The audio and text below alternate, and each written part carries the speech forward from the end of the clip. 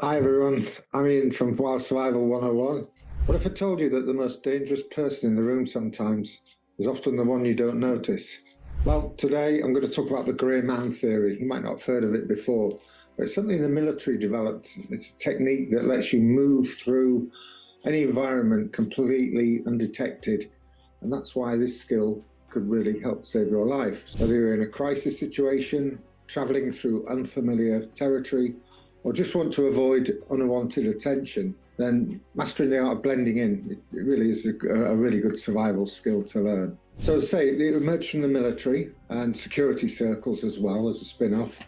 And their practitioners, they learn what true survival often means, going around unnoticed. You want to blend in with your background surroundings. So as you know, in a crowd, sometimes the loudest person draws the most attention, and usually the most trouble as well. Today I'm going to break down a complete system becoming invisible in plain sight, basically. So the grey man theory, it starts with one fundamental skill really, and that's understanding what normal looks like in any environment. It isn't about being paranoid, it's about developing situation awareness, what's going on around you, and how that becomes second nature to you as well. So we know that security professionals, they have to blend in the background. They often spend hours in places like coffee shops, just simply hanging out, watching and learning, you see. They look at how customers are acting, their patterns, how staff rotate in places like, as mentioned, coffee shops, delivery schedules, and cleaning routines as well, everything that goes to make up the working environment in such a customer-orientated environment. They might also study peak flows, emergency procedures, and distinguishing between regulars and visitors as well. So understanding these behavioral indicators, it means they can recognize group dynamics and how things interact together, visit durations, movement routes, and conversation lengths as well. So that for them, this baseline knowledge forms the foundation of true situational awareness. It's getting to know what's going on at the base level before anything starts to happen, really. Most people, I think that blending in is about clothing, but I've come to read that most the experienced security experts know it can be about body language integration as well. So you need to be able to match your surroundings, basically. The energy levels, maintain a relaxed posture, and use natural movement all contribute to becoming the grey man. So, when you stood there, maybe you want to be, or these security professionals, they're avoiding sudden direction changes while they're practicing peripheral vision. That's kind of looking, and you can train this as well, to widen your peripheral vision to look wider out outside at the side of your eyes, what's going on out here as well. So that they use that to their advantage to see what's going on in the side of their vision without having to turn their head and really look at what's going on. They also develop controlled breathing and casual observation techniques. They learn to develop neutral facial expressions, smiling or laughing or scowling, and they help them blend in seamlessly into the environment. So the key isn't trying to be invisible. It's about moving with the same natural efficiency, really, as someone who genuinely belongs in that space. Remember, when you're a grey man, you could be in a space that you're not familiar with, so you need to adapt into that environment as well. So here's what most preppers get wrong, I think. Your bug-out bag shouldn't look like a bug-out bag.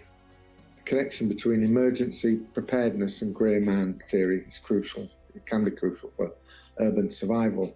I think we mentioned in other videos as well about if you choose a worn out, common backpack style in neutral colours like navy, dark grey or black, they're more likely to blend in, basically, rather than choosing something like a military or tactical looking bags, which kind of have this sort of cloth, which is supposed to blend into the outdoors, in woods, in undergrowth, that sort of thing.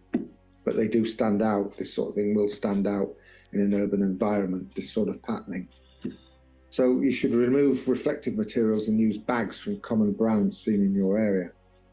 Also, you can pack heavy items close to your back for better posture.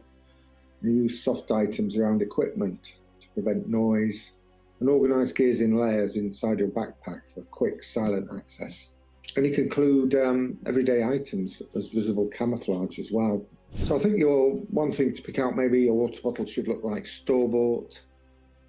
First aid supplies go in regular toiletry bags, and also multi-tools should remember, they can resemble common gadgets as well. You might find some people might carry anyway rather than fancy multi-tools. Food can go in normal snack containers and emergency documents in regular folders, really. Just moving along, modern surveillance technology has fundamentally transformed grey man theory. Today's grey man must recognise camera placement patterns, maintain awareness of Wi-Fi networks, this is inside buildings, track devices, and implement Bluetooth tracking prevention as well. So this is using technology as well, and some of the things I didn't realise as well. Cameras can be well hidden as well inside such places as cafes as well. Also looking at strategic social media use means, posting updates only after events conclude, conducting regular privacy setting audits, and managing multiple profiles carefully. And you need to be aware to limit the locations sharing, monitor your digital footprint, and practice secure communication protocols as well. There's lots more about this online as well. It's a big thing these days. Scammers getting more and more clever, using more and more better tools as well to encroach on what people are doing. So it's better to be aware of all those countermeasures that you can use to counteract people from prying into what you're doing to your private life. So you can develop signal detection methods for identifying electronic surveillance, reduce your digital noise footprint, and manage electronic signatures through strategic device usage patterns. There's handheld devices you can use if you're going into a hotel room and you're not sure if there's cameras there. You can use digital devices to check for if there's cameras placed in that room as well.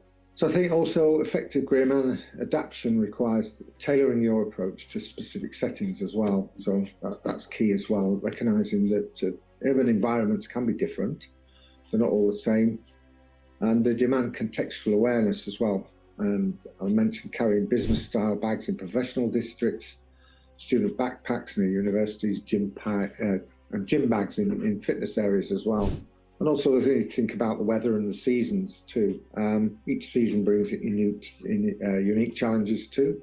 Successful seasonal strategies blend sophisticated layer management with normalised rain gear that doesn't scream preparedness. You can choose common weather gear for your location to maintain what you could call social camouflage that you blend in. So night and day movement patterns in urban settings, let's touch on that for a minute.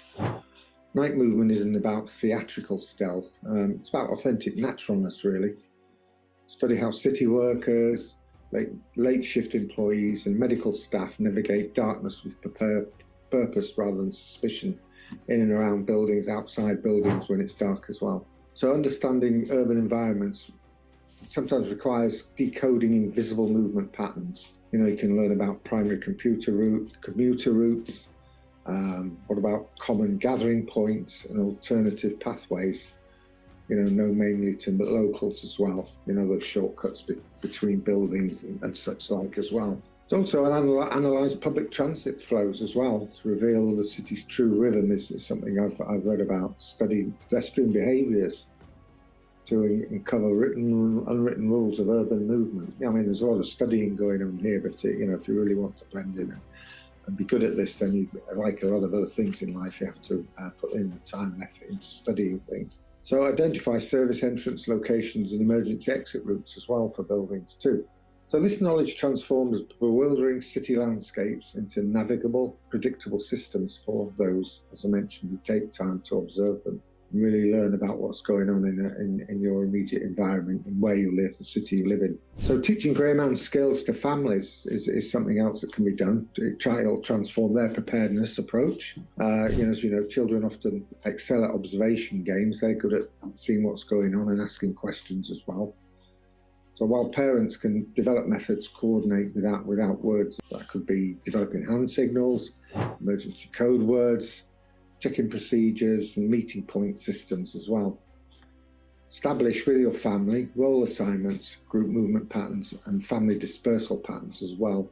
What to do if things do get tricky and you might need to split up or something and where to meet later.